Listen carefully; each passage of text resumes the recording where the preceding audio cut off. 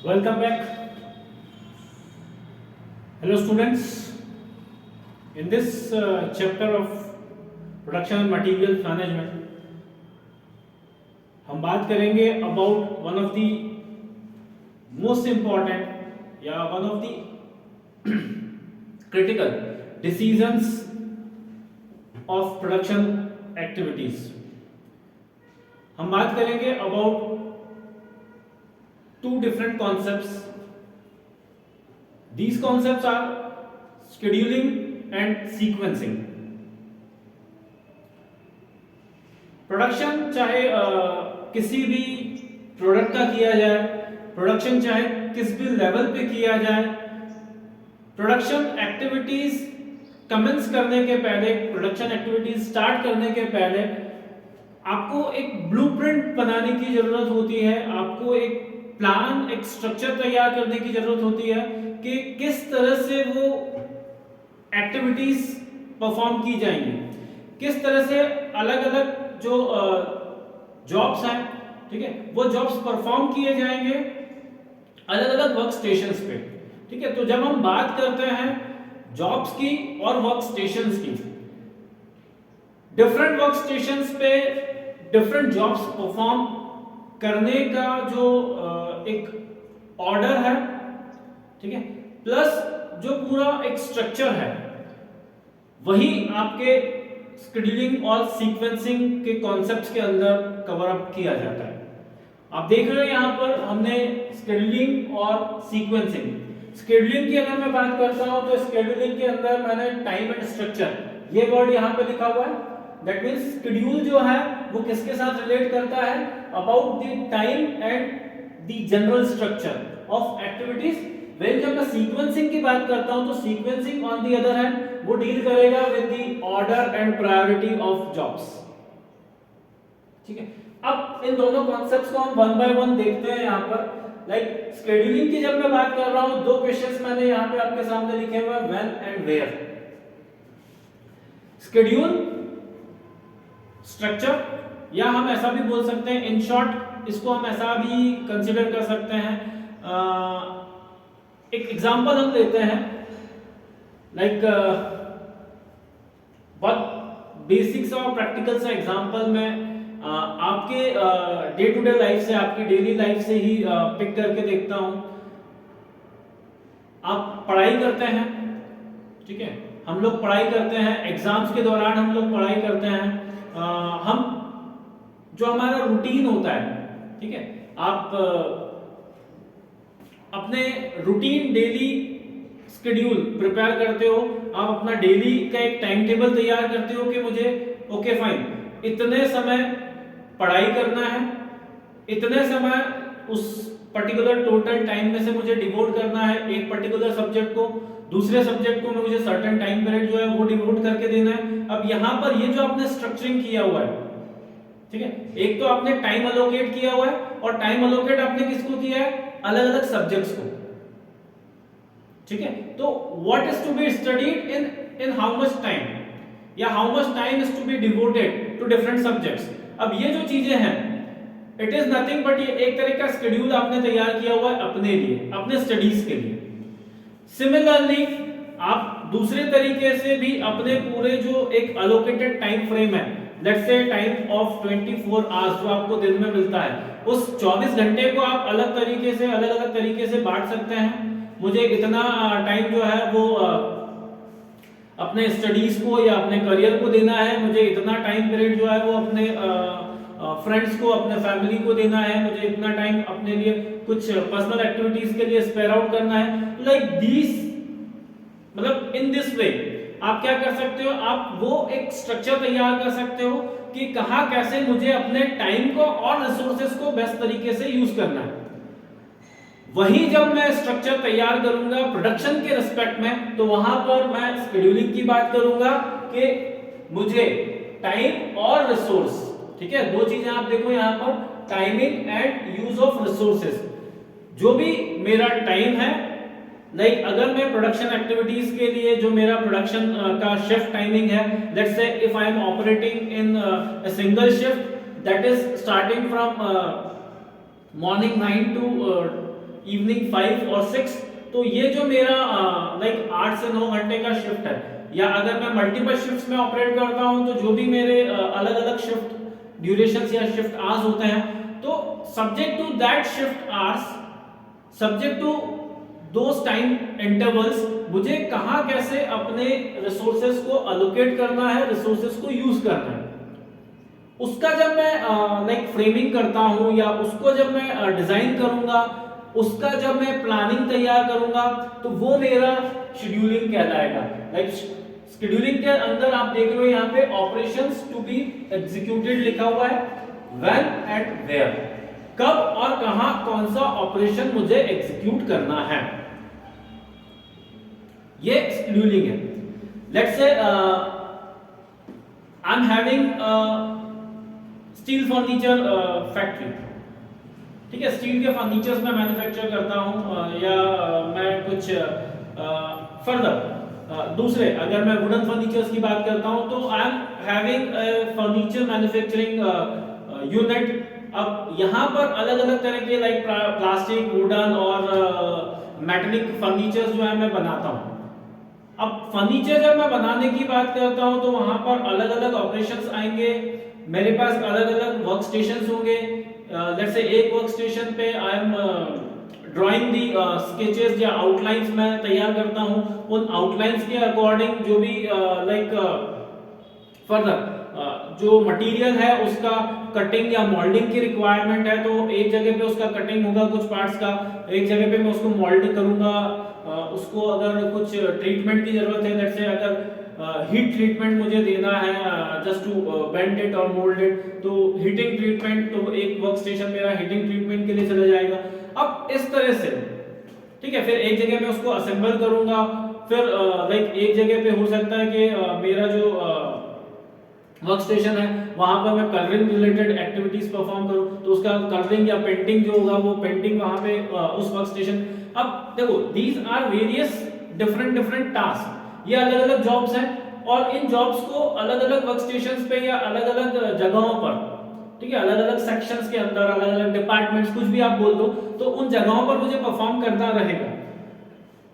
उसके लिए जब मैं स्ट्रक्चर तैयार करने जाऊं, उसका जब मैं एक ब्लूप्रिंट तैयार करूंगा कि कब और कहां पर कौन सा जो है ऑपरेशन एग्जीक्यूट किया जाएगा, तो वो कुछ नहीं है बट जस्ट शेड्यूल है।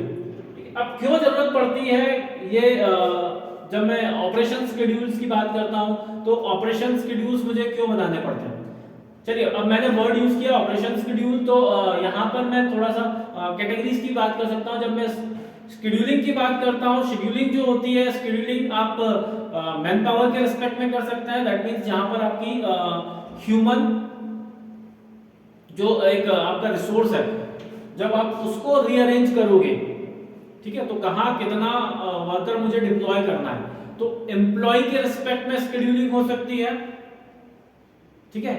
सिमिलरली जो कस्टमर्स हैं उनके लाइक डिमांड्स को ध्यान में रखते हुए जब आप उनकी उस डिमांड को फुलफिल करने के लिए जो एक प्रोडक्शन या ऑपरेशंस परफॉर्म करने की जरूरत है, उसके बेसिस पे अगर मैं करने जाऊं तो डिमांड शेड्यूलिंग होती है, तो डिमांड शेड्यूलिंग इज देयर। और वैसे ही जब मैं प्रोडक्शन पॉइंट ऑफ व्यू से बात करता हूं, तो यहाँ पर आपके ऑपरेशन शेड्यूलिंग आएगी, और जो भी हम बात कर रहे हैं या जिस कंटेक्स्ट में हम यहाँ पे शेड्यूलिंग की बात करेंगे वो ऑपरेशन शेड्यूलिंग की बात करेंगे।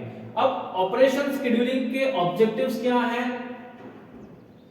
इन जनरल जब मैं बात करता हूं तो यहाँ पे मैंने लिखा हुआ है इंप्रूव डिलीवरी परफॉर्मेंस, और एक है reduce manufacturing cost and time.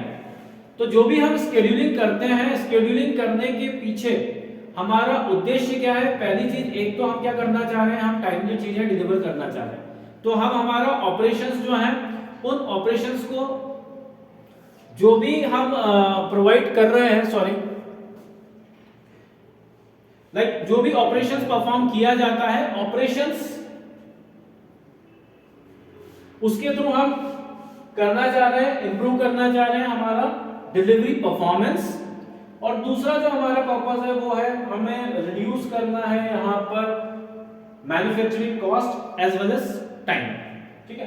तो इन जनरल ये दो को अगर आप आइडियलाइज करके चलें इन दो पैरामीटर्स की बात करें तो इसके बेसिस पे फर्दर कुछ और ऑब्जेक्टिव्स आप ड्रॉ कर सकते हैं। यहां पर आप देख रहे हो पहला चीज है टू प्लान सीक्वेंस। पहली चीज अगर मैं बात करता हूं ऑपरेशंस की, तो उन ऑपरेशंस का ऑर्डर, जो हमारा नेक्स्ट टॉपिक है यहां पर सीक्वेंसिंग, पहला चीज है जो शेड्यूलिंग के अंदर हम अचीव करते हैं वो है to plan proper sequences. Next अगर मैं बात करता हूं तो वो है to have minimum throughput time. देखो हर एक यू कैन से प्रोसेस में सर्टेन टाइम रिक्वायर्ड होता है, तो एक जो एस्टिमेटेड टाइम होता है या एक जनरल जो टाइम लगना है उस एक्टिविटी को कंप्लीट होने में, तो उसका स्टार्टिंग पॉइंट और उसका एंड पॉइंट या उसका स्टार्टिंग टाइम एंड टाइम, इससे आप निकाल सकते हैं कि लाइक एवरेज टाइम कितना जाता है। तो वो जो है एवरेज टाइम या थ्रूपुट टाइम जिसको हम बोल सकते हैं, उसको मिनिमम टू मिनिमम लेवल पे रखना।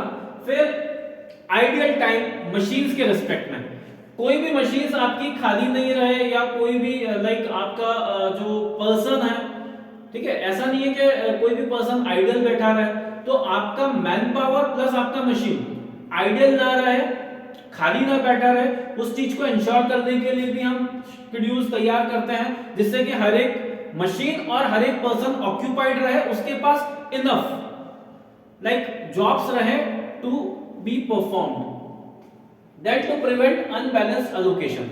अब वही है कि किसी तरह का मिसमैचिंग नहीं हो, कोई अनबैलेंस्ड एलोकेशन नहीं हो, ऐसा नहीं हो कि कहीं पे बहुत ज्यादा लाइक वर्कलोड आ गया है तो एक मशीन पे प्रोसेसेस जो है ओवरड्यू चल रही है, या एक पर्सन है उसके पास बहुत सारा वर्क है और एक पर्सन उसके कंपैरिजन में ऐसा है जिसके पास कोई वर्कलोड ही नहीं है।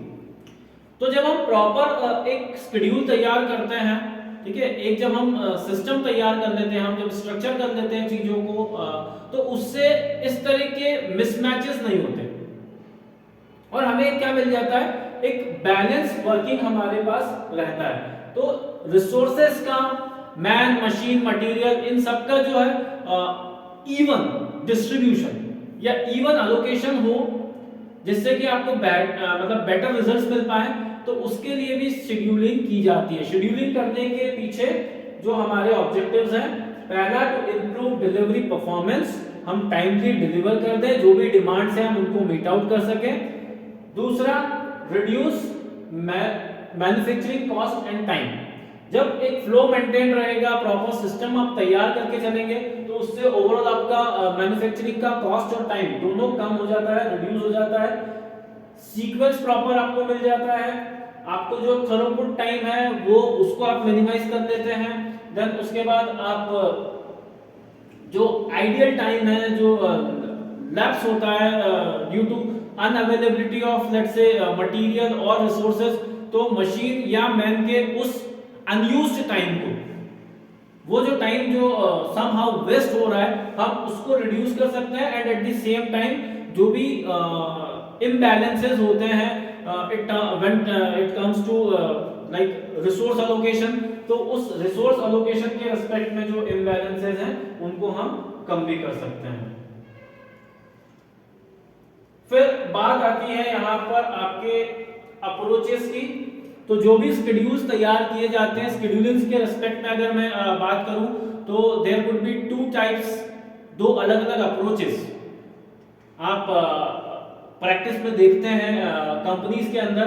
देखिए, एक चीज होती है आपकी फॉरवर्ड और दूसरा होता है बैकवर्ड। लाइक फॉरवर्ड की अगर मैं बात करता हूं, तो मैंने आज से स्टार्ट किया है, ठीक है, जो भी प्रोडक्शन है, जब मैं स्क्रैच से या जो स्टार्टिंग टाइम है या स्टार्टिंग डेट है, स्टार्टिंग पॉइंट जो है आपकी प्रोडक्शन एक्टिविटी का, वहां से जब मैं चीजों को शेड्यूल करने जाऊंगा, तो वो होगा आपका forward. Forward as the name suggest, from starting to end, और इसका जस्ट कॉन्ट्ररी या इसके जस्ट रिवर्स। लेट्स से अगर मैं इस तरह के शेड्यूल्स तैयार करता हूं कि जहां पे मैं एंड पॉइंट जो है मेरा, दैट मींस जो मेरी ड्यू डेट है ऑफ डिलीवरी, तो डिलीवरी डेट या रिसीव डेट जो होगी, जिस दिन मुझे डिस्पैच करना है, लेट्स से जो भी एक सर्टेन ऑर्डर है या जो भी मुझे लॉट मैन्युफैक्चर करने के बाद उसको डिलीवर या डिस्पैच जिस डेट पे करना है, उस डेट से मैं रिवर्स जब चलूंगा, तो एक रिवर्स ऑर्डर में जब मैं शेड्यूल मतलब एक्टिविटीज को पुटअप करते चले जाऊंगा और जो है वहां से जब मैं शेड्यूलिंग करने जाऊंगा, तो वो होगा मेरा बैकवर्ड। तो दो तरह के अप्रोचेस होते हैं, पहला approach from starting point two and point, और दूसरे अप्रोच में हमने क्या किया, एंड पॉइंट से स्टार्ट किया, हमने रिवर्स कैलकुलेशंस किए हैं। ठीक है, रिवर्स कैलकुलेशन करते करते हमने जो सबसे पहला ऑपरेशन परफॉर्म करना होगा उस तक हम पहुंचते हैं। ठीक है, तो एक जगह हम स्टार्टिंग से एंड पे जा रहे हैं और दूसरी जगह हम क्या कर रहे हैं, एंड से स्टार्टिंग पॉइंट तक रिवर्स कैलकुलेशन करते हुए चीजों को या रिसोर्सेज को, टाइम को मैनेज करते हुए उसका शेड्यूलिंग हमने किया हुआ है। टूल्स की अगर हम बात करते हैं, कौन कौन से टूल्स या मतलब इंस्ट्रूमेंट्स हम यूज करते हैं जब हम शेड्यूलिंग करने जाते हैं, तो कॉर्पोरेट्स में प्रोडक्शन यूनिट्स के अंदर most of the time manufacturing units में जो परफॉर्म किए जाते हैं, दो ऑपरेशंस आप देखोगे मोस्टली आपको वाइडली यूज्ड मिलेंगे। एक होता है आपका PERT CPM, that is programme evaluation and review technique, और critical part method. Statistical methods हैं, स्टैटिस्टिकल कैलकुलेशंस होते हैं, इनके अपने फॉर्मूलेज होते हैं। उन फॉर्मूलेज के बेसिस पे, उन फॉर्मूलाज को यूज करके जो भी आपकी इन्वेंट्री है, जो भी आपके प्रोडक्शन टारगेट्स हैं, उनके रिस्पेक्ट में आप कैलकुलेशन करके और शेड्यूल्स तैयार करते हैं। और एक और चीज, एक और जो आप मेथड यूज करते हैं वो होता है आपका गैंट चार्ट्स। ठीक है, तो ये आपकी मेथड्स होती हैं जिनको आप यूज करते हैं यूज करते हैं फॉर शेड्यूलिंग योर ऑपरेशंस। तो ये बात हुआ अबाउट शेड्यूलिंग। अब मैं सीक्वेंसिंग की जब बात करता हूं, तो सीक्वेंसिंग जैसा आप देख रहे हो, it is also known as या it is also called prioritisation. Priority देना, प्रेफरेंसेस देना। तो कौन सा सीक्वेंस, हम ऐसा भी कहते हैं कौन सा ऑपरेशन किसके पहले या किसके बाद परफॉर्म किया जाना, तो वो एक सीक्वेंस या एक ऑर्डर सेट करना ही सीक्वेंसिंग कहलाता है। Sequencing it deals with order and priority, also called prioritisation. अब ऑब्जेक्टिव क्या होता है, सीक्वेंसिंग क्यों की जाती है, क्यों हम एक सर्टेन ऑर्डर में, ठीक है, क्यों हम स्टेप बाय स्टेप चलते हैं, क्यों हम एक एक्टिविटी को दूसरे एक्टिविटी के लिए एज इनपुट कंसीडर करते हैं। ठीक है, तो वो जो एक क्रोनोलॉजिकल ऑर्डर हम सेट करते हैं with respect to the activities to be perform, उसके पीछे लॉजिक क्या रहता है। पहला हम क्या करना चाह रहे हैं, हम जो भी ड्यू डेट्स हैं, विद इन ड्यू डेट्स अपना टाइम जो अपना वर्क है उसको कंप्लीट करना चाह रहे हैं। तो हम टाइम का बेस्ट यूटिलाइजेशन करना चाहते हैं, इसलिए हम उस तरह से प्रॉपर सीक्वेंस में अरेंज करते हैं। मैंने एक काम कर दिया, अब मुझे बैठना पड़ रहा है, मुझे वेट करना पड़ रहा है किसी और के लिए कि वो काम कंप्लीट करके दे तो मैं अपना काम स्टार्ट करूं। ठीक है, जैसा फर्नीचर की अगर हम बात कर रहे थे, ठीक है, मैंने बहुत सारा सारा मटेरियल एक ही जगह पे कट करके रख दिया।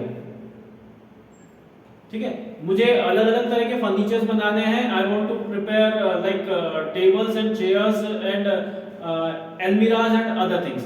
तो अब मैंने क्या करा है, मेरे पास जो कारपेंटर अवेलेबल है या जो पर्सन है जो कि उसको प्रोसेस करेगा, मेरे पास लेट्स से एक पर्टिकुलर चीज के लिए अभी यहाँ पर पर्सन अवेलेबल है, the person who deals with assembling of chairs. ठीक है, अब मैंने क्या करा, सारा चीजें एक जगह काट के रख दिया। अब जब तक कट के सारा कुछ वो कंप्लीट होके मेरे पास नहीं आता, तब तक वो पर्सन आइडल बैठा रहेगा। ठीक है, तो हमें ये चीज देखना है कि सारा एक साथ कट करके रखना है या ठीक है जब जो पर्सन अवेलेबल है, जैसे चेयर को अगर मैं प्रोसेस अभी कर रहा हूं, तो अभी मैं चेयर रिलेटेड सिर्फ वुड्स उसका कटिंग करके और उसको फर्दर फॉरवर्ड कर दूं फॉर दी नेक्स्ट ऑपरेशन। तो मुझे सीक्वेंसिंग अकॉर्डिंगली करने की जरूरत होती है, जिससे कि क्या हो, मेरा जो ड्यू डेट है या विद इन द डेडलाइंस में अपने जो प्रोडक्शन टारगेट्स हैं उनको अचीव कर पाऊं। एक है टू रिड्यूस डिलेज। अब वही चीज है कि अगर मैं ड्यू डेट में काम नहीं कर पाऊंगा तो डिलेज होंगे, तो डिलेज को भी कम करना, डिलेज को रिड्यूस करना, मिनिमाइज करना, वो हमारा एक ऑब्जेक्टिव है। To utilize men and machines optimum, मतलब हम बोल सकते हैं ऑप्टिमली। तो ऑप्टिमम यूटिलाइजेशन मैन और मशीन का करना वो हमारा एक ऑब्जेक्टिव है। एंड देन उसके बाद टू मिनिमाइज वर्किंग कैपिटल या इन्वेंट्रीज। वही इन्वेंट्रीज मेरी ब्लॉक होके नहीं रहे, अननेसेसरी मुझे जो वर्क इन प्रोग्रेस है WIP, ठीक है, वो मेरा ज्यादा नहीं हो, तो वर्किंग कैपिटल के अंदर मेरा ज्यादा पैसा ब्लॉक नहीं हो। Eight the same time inventories के रिस्पेक्ट में भी जब मैं बात कर रहा हूं तो बहुत ज्यादा इन्वेंट्रीज मेरी ब्लॉक नहीं हो, ठीक है। मेरा फिनिश गुड, अगर मैं स्टॉक करने की बात करता हूं तो वेल एंड गुड, अगर फिनिश गुड होगा तो वो चल जाएगा, लेकिन उसको भी मुझे अननेसेसरी स्टैक अप करने की जरूरत नहीं है। आजकल तो nowadays we are into the era जहां पर JIT के प्रिंसिपल के ऊपर ही हम मैक्सिमम लोग काम करते हैं, जस्ट इन टाइम। जब जहां जितना जरूरत है हमने उतना वर्क परफॉर्म किया है, जब जहां जितना टारगेट मतलब यू कैन से ऑर्डर मिला हुआ उतने ऑर्डर को हमने प्रोसेस किया है। तो unnecessary there is no need to pile up, ठीक है, बहुत सारा ढेर करके रखने की भी जरूरत या आवश्यकता हमें नहीं है। एज एंड व्हेन जब जरूरत पड़ रही है हम तब मैन्युफैक्चर कर रहे हैं। तो वो JIT के प्रिंसिपल्स को जब मैं फॉलो करता हूं, जस्ट इन टाइम के प्रिंसिपल्स को फॉलो करता हूं, तो उसके बेसिस पे अगर मैं बात करूं तो सीक्वेंसिंग क्यों इंपॉर्टेंट हो जाती है, इसके थ्रू हम अननेसेसरी स्टॉक करके नहीं रखते हमारे इन्वेंटरीज को, फिर चाहे वो आपका फिनिश गुड हो या इवन वर्क इन प्रोग्रेस या फिर आपकी रॉ मटेरियल्स, ठीक है। तो रॉ मटेरियल भी JIT के, तो जब जो रॉ मटेरियल की आवश्यकता पड़ रही है तब हम उसके लिए ऑर्डर प्लेस करते हैं। तो इन्वेंटरीज को हमें मिनिमाइज करना है, इसलिए भी हम सीक्वेंसिंग करते हैं। सीक्वेंसिंग के कुछ ग्राउंड रूल्स होते हैं, कुछ बेसिक रूल्स जो सीक्वेंसिंग के फॉलो किए जाते हैं, ठीक है। आप देखो नॉर्मली जो होता है वो होता है आपका LIFO और FIFO। लाइक FIFO की अगर मैं बात करता हूं, फर्स्ट इन फर्स्ट आउट या फर्स्ट कम फर्स्ट सर्व। जो पहले आया है, जो पहले मेरे पास प्रोसेस होके आ गया है, जो एक फंक्शन मैंने परफॉर्म कर दिया है, जो एक रॉ मटेरियल के ऊपर ऑपरेशन मुझे करना है, तो जो पहले रॉ मटेरियल आ गया या जो पहले फंक्शन मेरे हाथ में आ गया मैंने उसको परफॉर्म कर दिया। नेक्स्ट एक दूसरा अप्रोच इसके जस्ट रिवर्स क्या हो सकता है, जो लास्ट में सब आया है उसको मैं सबसे पहले परफॉर्म करूं, ठीक है।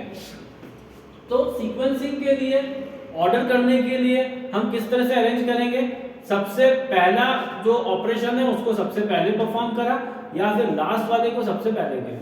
तो first come first serve, FIFO, first in first out, या फिर मैं इसको क्या कह सकता हूं, लास्ट कम लास्ट सर्व, जो सबसे आखिरी में आएगा, ठीक है, उसको मैंने सबसे आखिरी में ये,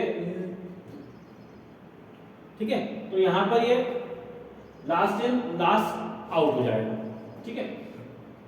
एक हो सकता है मेरा जो सीक्वेंसिंग में करता हूं वो किसके बेसिस पे हो सकता है, जो मेरा ड्यू डेट है, अर्लीस्ट ड्यू डेट, मैं कौन सा ऑपरेशन सबसे पहले परफॉर्म करूं, जो सबसे नजदीक है, ठीक है। मैं किस ऑर्डर को पहले कंप्लीट करूं जिसकी की ड्यू डेट आने वाली है, जिसकी डिलीवरी डेट आने वाली है। तो जो जो डिलीवरी डेट नजदीक आती जा रही है मैं क्या करूं, सबसे पहले उन ऑपरेशंस को परफॉर्म करूं। तो अर्लीस्ट ड्यू डेट, जिसकी डेट नजदीक है हम पहले वो काम कर रहे हैं। फिर है आपका एक होता है क्रिटिकल रेशियो। क्रिटिकल रेशियो का अपना कैलकुलेशन होता है। क्रिटिकल रेशियो निकाला जाता है लाइक जो ड्यू डेट है, due date minus the current date, आज की तारीख क्या है, ठीक है, वैसे कैलकुलेशन करके और उसको निकाला जाता है, डिवाइड किया जाता है बाय टोटल आपका जो टाइम अवेलेबल है उससे, और वहां पे क्रिटिकल रेशियो की value greater than 1, less than 1 और इक्वल टू 1 आती है, तो उसके बेसिस पे आप अपनी प्रायोरिटी डिसाइड करते हैं। फिर एक होता है आपका shortest processing time. Shortest processing time, कम समय जिसमें लग रहा है वो एक्टिविटीज पहले परफॉर्म करना है, ठीक है।